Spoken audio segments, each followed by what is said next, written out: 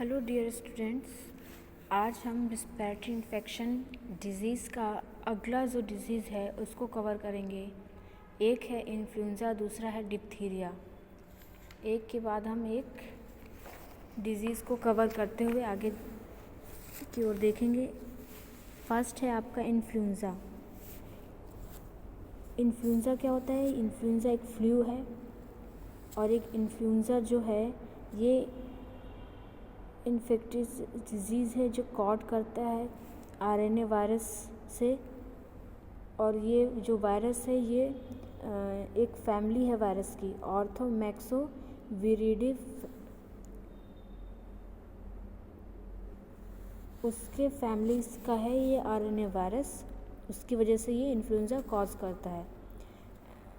जैसे हमने last lecture में देखा था, आरएनए जो आपकी खसरा था, आरएनए पायरामाइज़ोवायरस, ये उसी की फैमिली है, आरएनए वायरस की फैमिली है ऑर्थोमैक्सोविरिडे फैमिली।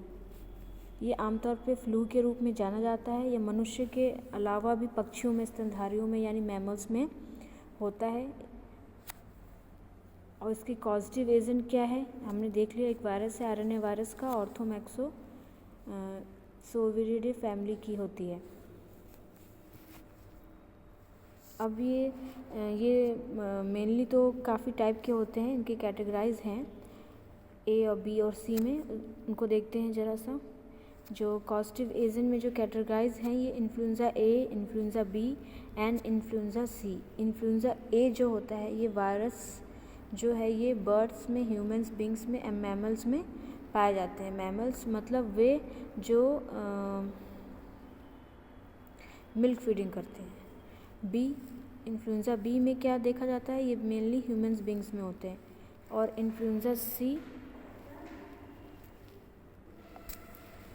इन्फ्लुएंज़ा सी जो है वो also infected only human beings. इसका मोड ऑफ ट्रांसमिशन क्या है? इसका मोड ऑफ ट्रांसमिशन क्या है? ये छोटी छोटी बूंदें या ड्रॉपलेट्स के रूप में ये फैलती हैं, होती हैं। जैसे छींकने या खांसने से फैलता है। ये वायरस रिस्पिरेटरी ट्रैक्ट में सांस लेने के द्वारा अंदर चला जाता है और फिर आपके लंग्स को इन्फेक्ट कर देता है। इसके सिम्टम्स क्या हैं?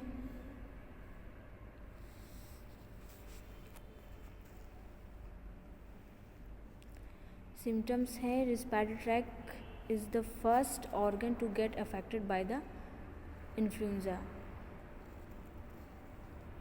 इसके बहुत सारे कॉमन सिम्टम्स हैं, जैसे कि फीवर, हेडेक, अनप्रोडक्टिव कफ, मतलब कि कफ ज़्यादा ना हो, बस खांसी पे खांसी आती जा रहा हो, लेजीनेस, सोरनेस ऑफ थ्रोट, गला आपका सूखने लगे, बार बार आपको प्यास लगे, पेन हो।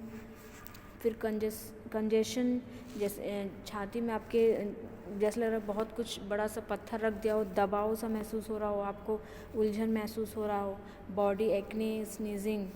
इसकी प्रिवेंशन है किल्ड वायरस को आपको वैक्सीन के थ्रू मारना है और वैक्सीनेट कराना है जो भी इन्फेक्टेड हो। और जितना हो सके ऐसे क्राउड वाली जगह से और ऐसे इन्फेक्टेड पीपल से दूर रहें। नेक्स्ट आपका डिजीज़ है डिप्थीरिया।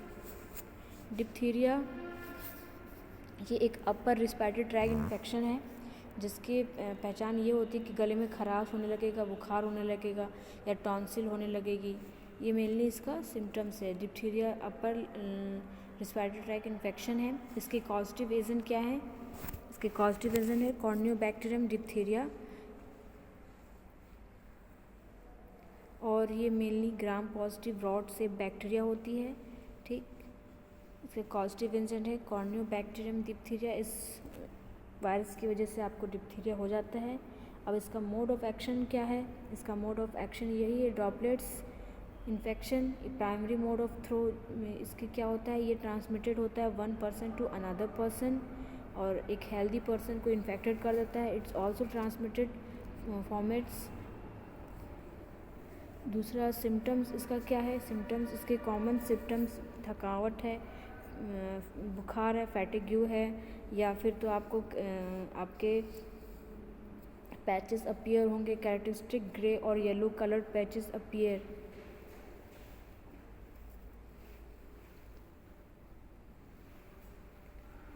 और इसके प्रिवेंशन ये है कि डिप्थीरिया जो है आपके उसमें डीपीटी की वैक्सीन लगती है 6 से 10 और 14 महीने की उम्र में के बच्चों को, और उसके बाद ये 18 एज के बाद भी लगती है एज अ बूस्टर डोज के रूप में।